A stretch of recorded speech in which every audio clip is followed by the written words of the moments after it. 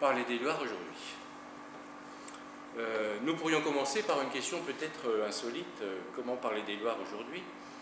Ce poète occupe en effet une position particulière, paradoxale peut-être, dans le paysage littéraire de la première moitié du XXe siècle.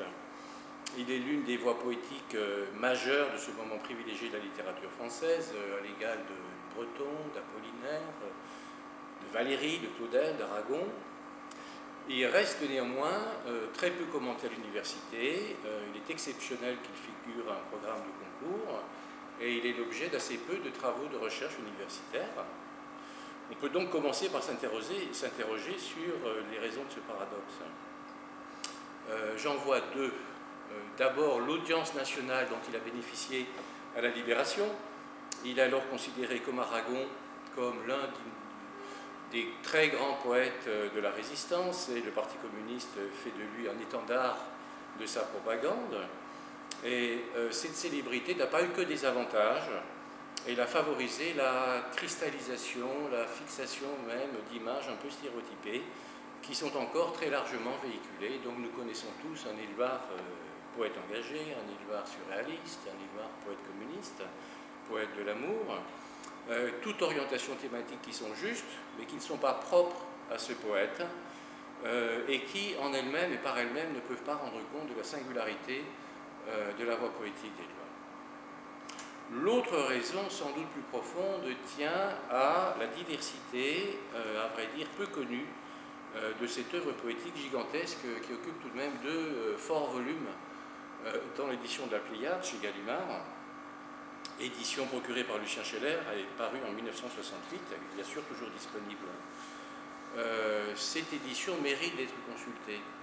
Elle montre la vocation poétique exclusive d'Éluard. À la différence d'Aragon, par exemple, il n'a jamais été romancier, il a été très peu théoricien, et inversement, cette voix poétique exclusive est d'une étonnante diversité. Par exemple, Éluard a été séduit un temps, surtout au début, comme Jean Paulhan d'ailleurs, par la forme ramassée, concise du haïku dont la mode se développe à l'époque, ou même du proverbe. Il publie avec Benjamin Perret, en 1925, un recueil qu'il intitule « 152 proverbes mis au goût du jour », et beaucoup de ces textes, jusqu'à la fin, y compris dans les mains libres, ne comportent que quelques vers. Mais inversement, il a été porté, et peut-être de plus en plus, par ce qu'il a nommé, ou vers ce qu'il a nommé lui-même, une poésie ininterrompue. C'est le titre de deux recueils qui sont parus en 1946 et en 1953.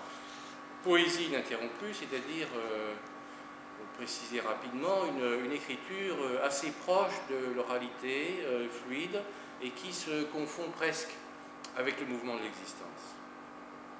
Autre contraste, Éluard qu'on présente, et qui d'ailleurs se présente lui-même, j'y reviendrai tout à l'heure, comme le poète de l'évidence, a le talent, le génie même des images à la fois naturelles, séduisantes et tout à fait énigmatiques, comme par exemple dans notre recueil, cet impliable oiseau de nuit.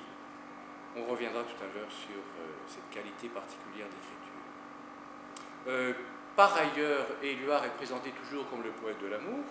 Il a été également, et peut-être tout autant, et surtout au début, le poète de la solitude, du désespoir d'exister, du temps qui déborde, comme le dira un titre de la fin, après la mort de Neusch. Et on peut lire à ce sujet l'admirable suite de textes en prose sous le titre « Nuit partagée dans la vie immédiate », qui est un chant d'amour pathétique, un chant de douleur évoquant un amour défunt. Quant à l'image du poète embrigadé sous la bannière du Parti communiste, elle ne convient qu'aux dernières années après la libération d'Éluard, qui est mort en 1952. Et cette image, elle ne devrait pas faire oublier la première inspiration d'Éluard, la plus continue en réalité, une sorte de fil rouge dans son œuvre, une orientation humaniste, généreuse, qui s'affirme dans ses premiers poèmes, les poèmes pour la paix, avec des textes qui sont tous marqués par une influence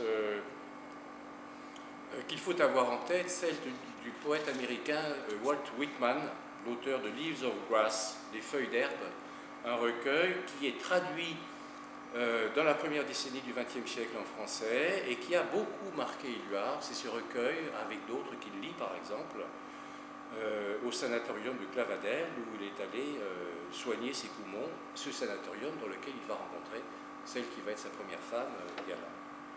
Enfin, il n'est pas inutile, notamment pour notre recueil, de savoir que Éluard a été un écrivain d'art, un auteur d'anthologie poétique.